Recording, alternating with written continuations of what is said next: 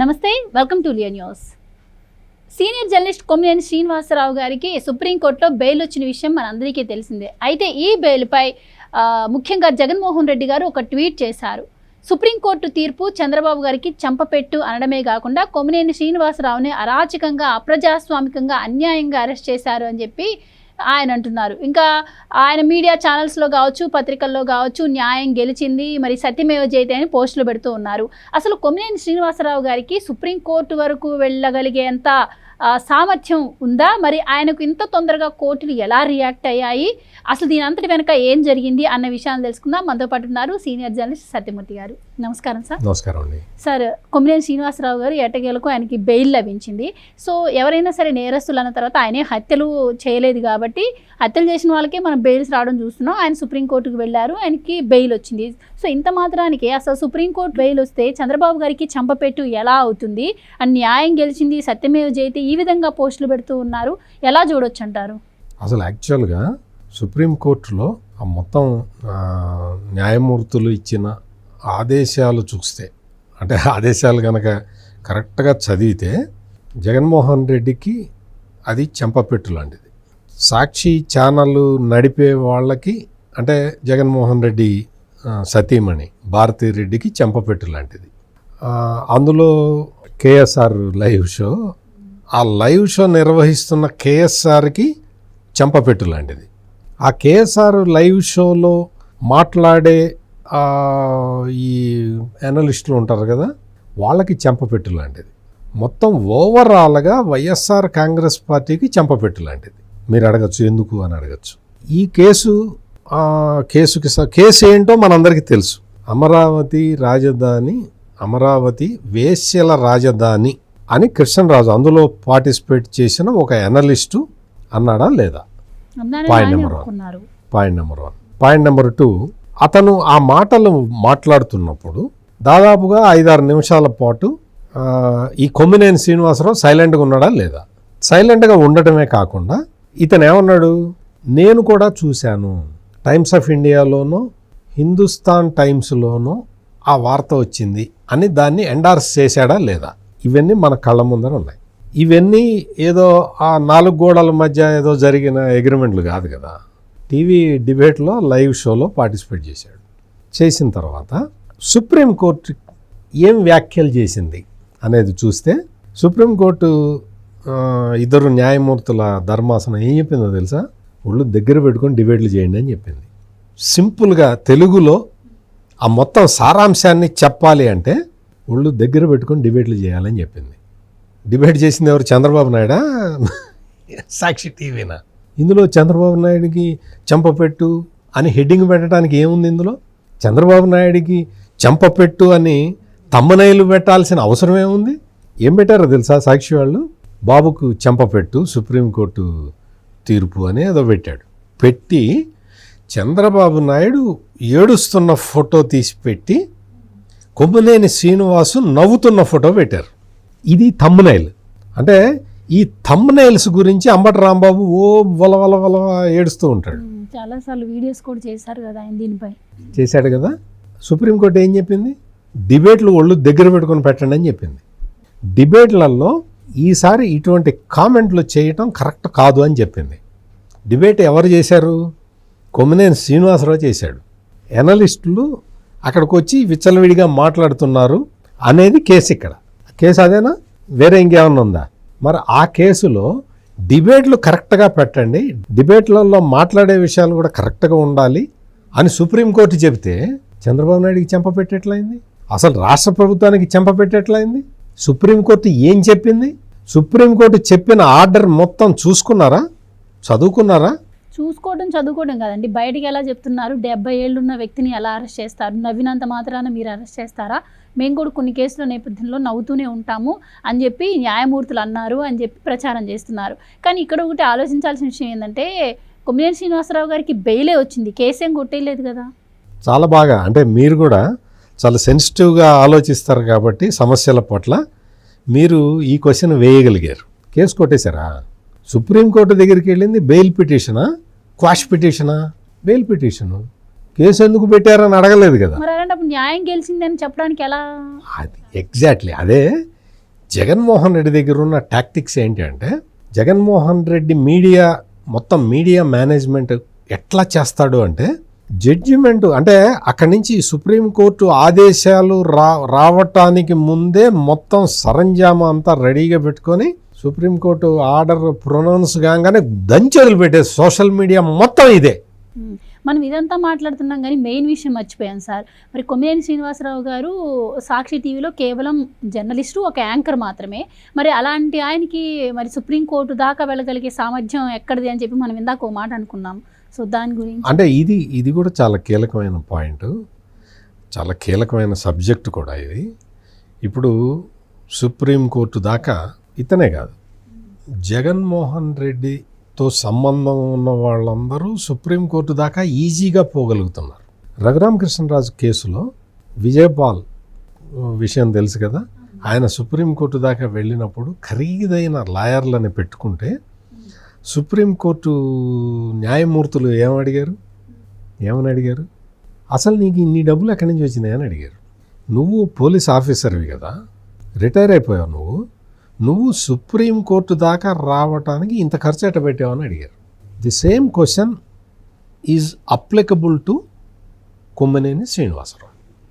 కొమ్మినేని శ్రీనివాసరావు మేఘాల మీద సుప్రీంకోర్టు దాకా వెళ్ళటం, సుప్రీంకోర్టు అంటే ఈ కేసు బెంచ్ మీదకు వచ్చేలాగా చేసుకోవడం, చాలా పెద్ద అడ్వకేట్లు కొమ్మినేని శ్రీనివాసరావు తరఫున వాదించటం, ఇదంతా ఎట్లా జరిగింది అనేది it is a big question. అంటే నాకు ఒక డౌట్ వచ్చింది సార్. కొమ్మినేని శ్రీనివాసరావు గారు ఒక మాట అన్నారు, నన్ను ఇప్పటికి వరకు నేను ఇలా మాట్లాడాలని చెప్పి జగన్మోహన్ రెడ్డి గారు, భారతి గారు ఒక్క మాట కూడా నన్ను అడగలేదు అని చెప్పి. సో వాళ్ళిద్దరికీ కొమ్మినేని శ్రీనివాసరావు గారు చేసింది కరెక్ట్ అని అనిపించింది. ఎందుకంటే ఆయన అరెస్ట్ చేసినప్పుడు జగన్మోహన్ రెడ్డి గారు పోస్టులు కూడా పెట్టారు కాబట్టి. సో వాళ్ళ నుంచి ఏమైనా సహాయం కూడా అంది ఉండొచ్చు అంటారా? ఖచ్చితంగా. నేను విజయపాల్ విషయం, రఘురామకృష్ణరాజు కేసులో విజయపాల్ విషయం ప్రస్తావించిన రీజనే అది. విజయపాల్ విషయం నువ్వు అసలు ఇక్కడ దాకా ఎట్టొచ్చావని అడిగారు, నువ్వు అసలు ఇంత పెద్ద ఖరీదైన అడ్వకేట్లను ఎందుకు పెట్టుకుంటున్నావు అని అడిగింది సుప్రీంకోర్టు. సాధారణ ఎస్ఐ అయ్యుండి నువ్వు అసలు ఎట్ట పెట్టుకున్నావు అని సుప్రీంకోర్టు జడ్జి అడిగాడు, న్యాయమూర్తి అడిగాడు, జస్టిస్. అదే ఇక్కడ కొమ్మినేని శ్రీనివాసరావు అరెస్ట్ అవ్వగానే సుప్రీంకోర్టు దాకా మూవ్ చేయటం, హైకోర్టుని అవాయిడ్ చేయటం. అంటే ఆ హైకోర్టుని రఘురామకృష్ణరాజు అవాయిడ్ చేయలేదా అని అడుగుతారు వాళ్ళు. నెక్స్ట్ రఘురామకృష్ణరాజు కేసు ఏంటి అంటే లాకప్లో పడేసి కొట్టారు. లాకప్ హింస కేసు ప్లస్ ఈ మెడికల్ రిపోర్టుని ట్యాంపర్ చేసిన కేసు. మెడికల్ రిపోర్టుని గవర్నమెంటే మార్చి రాయించింది. దాంతో ఆయనకి వేరే ప్లస్ లాకప్లో ఉండంగా అటెంప్ట్ టు మర్డర్ జరిగింది. ఆయన గుండెల మీద కూర్చొని కొట్టారు. ఇవన్నీ జరిగిన తర్వాత రఘురామకృష్ణరాజు ఆయన కూడా ఆర్థికంగా కొంచెం ఉన్న వ్యక్తే కాబట్టి సుప్రీంకోర్టు దాకా కేసు మూవ్ చేయగలిగాడు, బెయిల్ తెచ్చుకోగలిగాడు. మరి రఘురామకృష్ణరాజుని లాకప్లో పడేసి కొట్టి రఘురామకృష్ణరాజు అంటే టార్చర్ పెట్టి ఆ టార్చరు రిపోర్టును కూడా మార్పిచ్చి ఇంత చేసిన తర్వాత అసలు రఘురామకృష్ణరాజు దేశద్రోహానికి పాల్పడ్డాడు అని ఆ రోజు జగన్మోహన్ రెడ్డి ప్రభుత్వం చెప్పిన తర్వాత కూడా మరి సుప్రీంకోర్టు బెయిల్ ఇచ్చిందిగా, బెయిల్ ఇచ్చింది. అప్పుడు మరి జగన్మోహన్ రెడ్డి ఓడిపోయినట్ట. జగన్మోహన్ రెడ్డి ప్రభుత్వం మరి అప్పుడు చూసి ఇదంతా మేము తప్పు చేశాము అని ఒప్పుకుందా ఎక్కడన్నా? జగన్మోహన్ రెడ్డి ప్రభుత్వం దానికి సిగ్గుపడదా? జగన్మోహన్ రెడ్డి ప్రభుత్వం అప్పట్లో ఇట తీర్పు వచ్చి అంటే రఘురామకృష్ణరాజు బెయిల్ మీద విడుదల అవ్వటమే కాకుండా ఆ రిపోర్టు ఏదైతే స్టేట్ గవర్నమెంట్ ఇచ్చిందో ఆ రిపోర్ట్, మెడికల్ రిపోర్టు తప్పు అని కూడా క్లియర్ కట్గా సుప్రీంకోర్టు చెప్పేసింది కదా. అంటే డాక్టర్లని మేనేజ్ చేసావు కదా నువ్వు. డాక్టర్ ప్రభావతి ఆమె రిటైర్ అయిపోయింది, ఆమెను కూడా మేనేజ్ చేసావు కదా. అంటే నువ్వు డాక్టర్లను కూడా మేనేజ్ చేసి రిపోర్ట్ ఇప్పించావు కదా, తప్పుడు రిపోర్ట్ ఇప్పించావు కదా. అంటే జగన్మోహన్ రెడ్డి ఆధ్వర్యంలో ఉన్న పోలీసుల మీద, జగన్మోహన్ రెడ్డి ఆధ్వర్యంలో ఉన్న డాక్టర్ల మీద నమ్మకం లేదు అని సుప్రీంకోర్టు చాలా స్పష్టంగా ఆ కేసుని తెలంగాణ భూభాగంలో ఉన్న మిలిటరీ హాస్పిటల్కి ఇచ్చింది కదా. అంటే అప్పుడు జగన్మోహన్ రెడ్డికి చంప పెట్టు, జగన్మోహన్ రెడ్డి రాజీనామా చేయాలి అని ఎవరన్నా అడిగారా? ఎవరు అడగలేదు కదా. న్యాయం గెలిచింది అని చెప్పారు. ఇప్పుడు కూడా నువ్వేం చెప్పాలి? నేను కొమ్మినేని శ్రీనివాసరావు కేసుని నేను మా ఎంప్లాయీ కాబట్టి, అంటే మా ఎంప్లాయీ అంటే జగన్మోహన్ రెడ్డి ఎంప్లాయీ, జగన్మోహన్ రెడ్డి నాకు సాక్షి ఛానల్కి నాకు సంబంధం లేదని చెప్పినా కానీ నేను ఈ పదాన్ని ఖచ్చితంగా వాడుతున్నా. సాక్షి ఛానల్ జగన్మోహన్ రెడ్డి భార్య నడిపే ఛానల్. ఈ సాక్షి ఎంప్లాయీస్ అందరూ జగన్మోహన్ రెడ్డి కోసమే పనిచేస్తారు. అందుకని జగన్మోహన్ రెడ్డి ఎంప్లాయీ అయిన కొమ్మినేని శ్రీనివాసరావుని పోలీసులు అరెస్ట్ చేయటాన్ని చాలా ప్రెస్టీజియస్గా తీసుకున్నాడు. మిగిలిన కథ అంతా మనం చూసాం. సుప్రీంకోర్టు దాకా వెళ్ళటం మామూలుగా అయితే కొమ్మినేని శ్రీనివాసరావు వల్ల కాదు. కొమ్మినేని శ్రీనివాసరావుకి సాధ్యం కాదు. అది కొమ్మినేని శ్రీనివాసరావుకి సాధ్యమయ్యే పని కాదు సుప్రీంకోర్టు దాకా వెళ్ళటం. ఇక్కడే కింది కోర్టుల్లోనే పొన్నవోలు సుధాకర్ రెడ్డి తోటి వాదించారు కదా.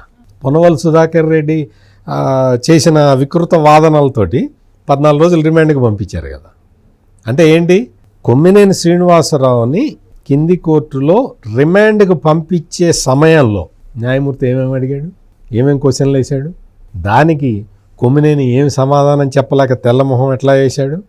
ఇవే విషయాల్ని, రాజ్యాంగపరమైన విషయాల్ని పొన్నవోలు సుధాకర్ రెడ్డి ప్రస్తావించినప్పుడు అసలు ఆయన వాదన అంతా వినటానికి మళ్ళీ జడ్జి 2:30 తర్వాత మళ్ళీ అవకాశం ఇచ్చాడు.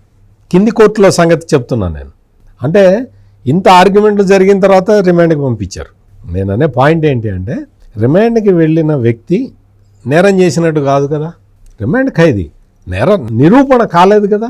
నువ్వు ఇప్పుడు అటువంటి కేసు మీద సుప్రీంకోర్టు దాకా వెళ్ళటం అంటే ఏదో వెనక ఏదో అత్తారింటికి దారేది సినిమాలో పోసాని కృష్ణమురళి చెప్తాడు కదా, నీ వెనక ఏదో అదృశ్య శక్తి ఉందమ్మా అని చెప్తాడు కదా.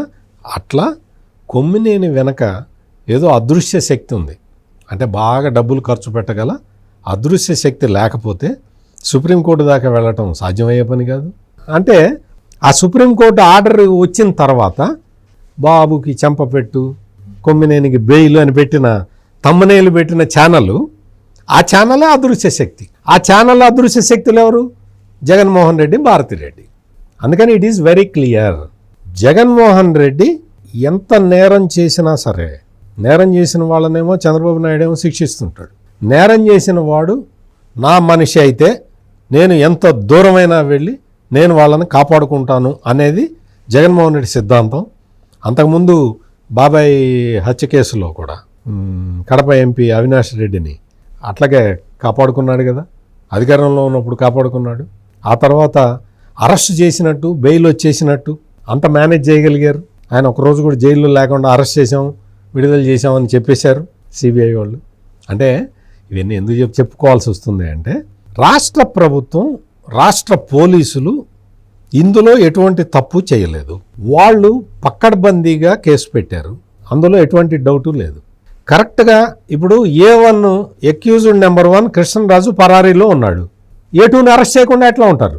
A1 దొరికినట్టయితే, అంటే విజయవాడలోనే A1 ఉన్నట్టయితే, లేదు ఎక్కడున్నాడో ఆచూకీ త్వరగా తెలుసుకున్నట్టయితే అసలు A2ని అరెస్ట్ చేసి ఉండేవాళ్ళు కాదేమో. A1 ఆచూకీ తెలుసుకోవాలి అంటే A2ని అరెస్ట్ చేయాలి కదా.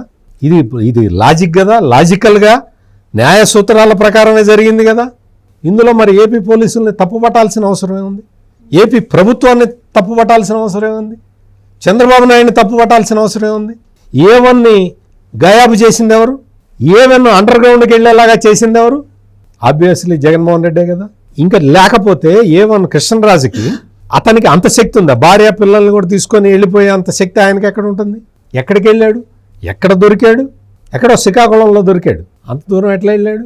ఎవరికి తెలియకుండా ఫ్యామిలీ మొత్తం అంత దూరం పరారీలో ఎట్లా ఉండగలిగాడు 3 రోజుల పాటు?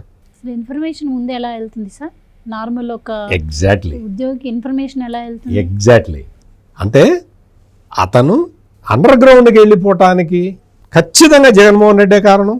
A1 దొరకపోవడం వల్ల A2ని అరెస్ట్ చేశారు. A2ని అరెస్ట్ చేసిన తర్వాత A1 దొరికాడు. అందుకని మొత్తం ఆంధ్రప్రదేశ్ పోలీసులు ఈ జగన్మోహన్ రెడ్డి ప్రచారం చూసి వాళ్ళు వేరే విధంగా ఆలోచించాల్సిన అవసరం లేదు. ఆంధ్రప్రదేశ్ పోలీసులు కరెక్ట్గా చేశారు, కరెక్ట్గా చేస్తారు కూడా. Right sir, thank you so much అండి. నమస్కారం అండి. Please subscribe to Leo news for more videos.